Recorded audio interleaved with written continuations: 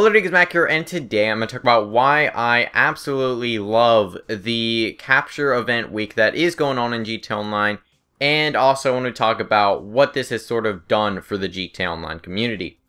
So, if you don't know, right now, and throughout all the way until Thursday, there will be a capture event week that will be going on in GTA Online, and it basically revolves around captures, but there are a few discounts. And I made a video a few days ago talking about this, so if you want to go check out that video, there will be a link in the description. Also, if you want to go check out the newswire post that they put out on this event week, then there will be a link in the description as well to that.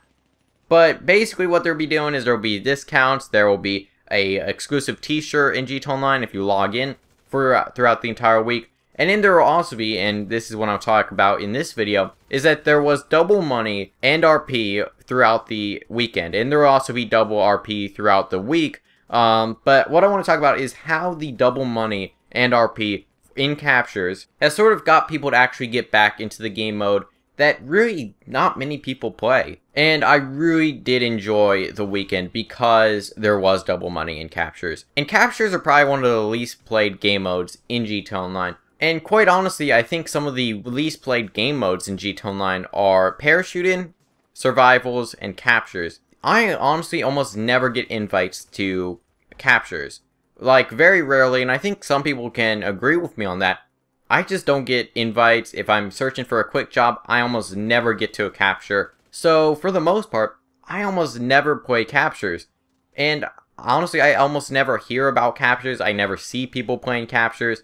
Just overall, I have not played a capture often in like the past year or so. But it was different for this weekend because it was double money. And you could make a lot of money from captures. Like, quite honestly, double money, you would get 20, 30, 40,000. I even got 80,000 just for one job. And it didn't even have that many people in it. It was like probably 8 people. It was just up for a lot of rounds. And it took a while to get through, but it was a lot of fun to play anyways. And I got $80,000 for it. And that, to me, is just absolutely insane. It was so refreshing to actually go and play some captures this weekend because, you know, like I said, not many people actually play them. You know, while death matches and races and OTSs and free roam and all that can be fun, they do get a little bit boring after a while, especially since those are like the most played things in GTA Online. And I just really like how Rockstar was going and putting in double money for these captures. Too bad these were only for the weekend, so right now, not many people are going to play captures. Sure, they're double RP, but really, it's not that big of an incentive for people to actually play captures anymore. Even just going through a quick job and going through random captures with random people was just very, very different from what I've done. And some of the captures I've actually never even played in GTA Online. You know, I've put a lot of time into GTA Online, and I've never even played some of these captures. One that I actually never played is, I can't remember the name of it off the top of my head, but it was basically, there was a Sand King, and it was set in like the Gran Senor Desert, and the Sand King was near like the Alamo Sea, and the objective was to get the Sand King and bring it back to your base, but it was sort of like this triangle of a map. And your enemy base is just down the street, so you're not that far from each other. And you have to go across the desert, across the airfield, to even get to the Sand King and bring it back. There was also like AI that would come after you. And you were also on bikes, so there's like these awesome chase scenes that were going on. And, you know, an enemy would take the Sand King, and you'd take your micro SMG and you'd shoot him down. And then you'd take the Sand King and bring it back to your base. Or the enemies would take the Sand King, and then you have to defend their base and make sure that they don't bring it back to their base. So you're in their base, and you're trying to look out for them while your teammates are trying to assault them on the Sand King. And with a lot of players, it can be so intense. And I hope that Rockstar can do this a little bit more, because while I feel like this event, while it was pretty good, and you know, the event's still going on, but like the double money and stuff is not here anymore. But while it was such a good event, I feel like it was kind of missed out from a lot of people because, of course, GTA Online hasn't really had an update for 2-3 months now. So I feel like a lot of people didn't even care because we've been getting these event weeks for almost 2 months now.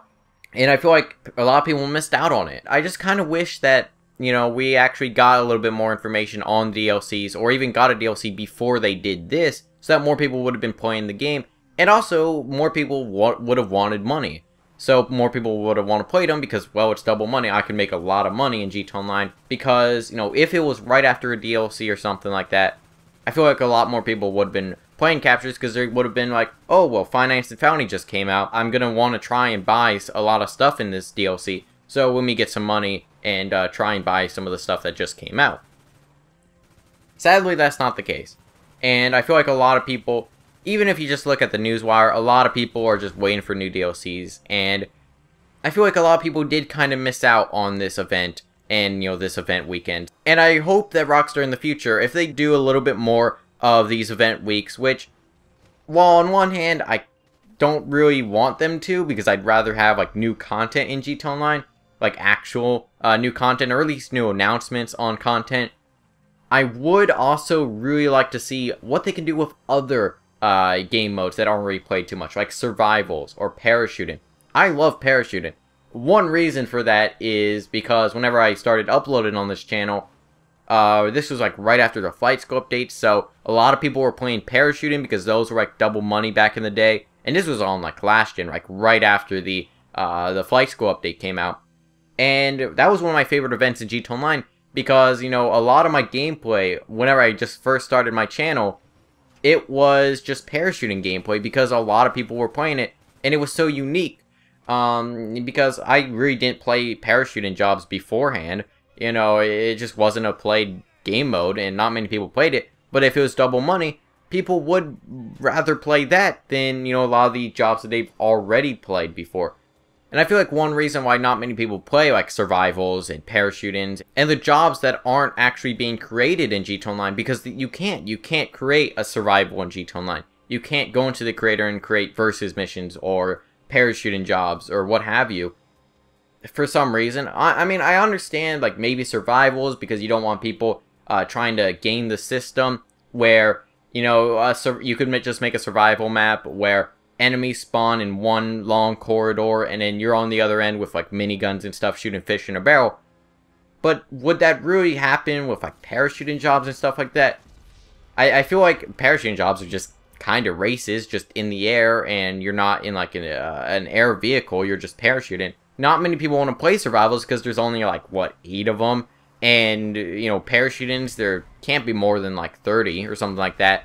So not many people play these jobs because they're just not being created.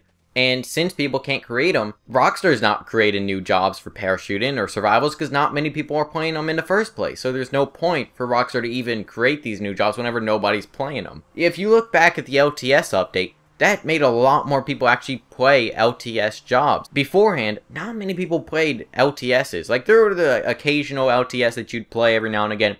But for the most part, since it was just Rockstar created jobs, and since they didn't add that many LTSs to the game, not many people will play LTSs until October of 2014, where they did add the LTS update, which just paved the way for new and interesting and fresh takes on the LTS system. Some jobs, like snipers versus stunters, would have never came out if the LTS update never existed. So I feel like what they have to do is either add new jobs to these existing game modes, or just, you know, add a creator for them. But anyways, that's what I want to talk about in this video. And I hope that Rockstar in the future, if they ever do more event weeks, which quite honestly they probably will, I hope that they can actually do double money and RP in these kind of less played game modes that not many people actually, you know, you never get invites for, and stuff like parachuting, survivals. But let me know your thoughts on this in the comments. Did you play any captures this last weekend? And what were your thoughts on this event week? Let me know your thoughts on that in the comments. Hope you enjoy. Feedback is always appreciated. I'll see you guys in the next video.